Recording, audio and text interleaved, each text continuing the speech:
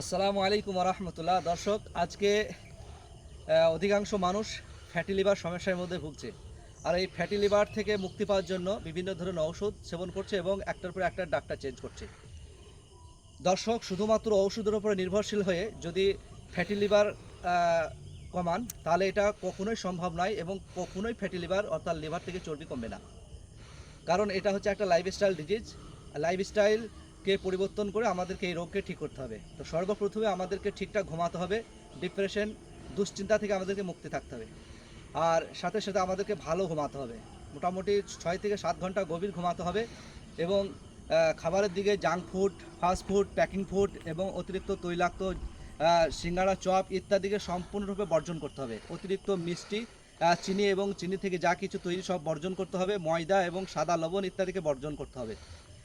Natural খাবার খেতে হবে, গ্রিন জুস খেতে হবে, শাকসবজি বেশি করে খেতে হবে এবং যে সমস্ত খাবারে ফাইবার বেশি আছে সেই খাবারগুলোকে বেশি নিতে হবে। তারপরে আপনাদেরকে কিছু ব্যায়াম বা এক্সারসাইজ করতে হবে, তবেই আপনাদের এই ফ্যাটি লিভার কমবে। নচেত এই ফ্যাটি লিভার কমানোর ওষুধ শুধুমাত্র ঔষধের উপরে নির্ভরশীল হয়ে এই ফ্যাটি লিভার কমবে এই আশা আমরা ছেড়ে দিই। কখনোই সম্ভব নয়, কখনোই সম্ভব নয়। চ্যালেঞ্জ থাকলো, আজ শুধু ঔষধের উপরে নির্ভরশীল হয়ে ফ্যাটি লিভার কমাতে পেরেছে এরকম পেশেন্ট একটা দেখান, সম্ভব নয়, দেখাতে পারবেন না। কারণ ওষুধের উপরে নির্ভরশীল হয়ে ফ্যাটি লিভার থেকে মুক্তি পাওয়া সম্ভব কখনোই নয়। যতক্ষণ না আপনারা খাবার দিকে ধ্যান না দিবেন এবং শারীরিক পরিশ্রম না করবেন, ততদিন পর্যন্ত আপনাদের কোনোদিন ফ্যাটি লিভার কমবেই না। তো চলুন আজকে মানে মোটামুটি 4খানা ব্যায়াম দেখাবো যেটা ফ্যাটি লিভার কমাতে আপনাদের সাহায্য করবে।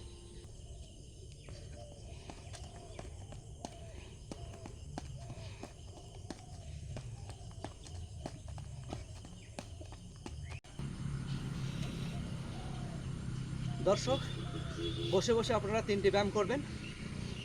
আমি 1 নম্বর ব্যায়াম দেখাচ্ছি, এটা পাম্পিং। আপনারা এটা 100 বার করে 3 বার করবেন, 3 সেট মারবেন। চলো,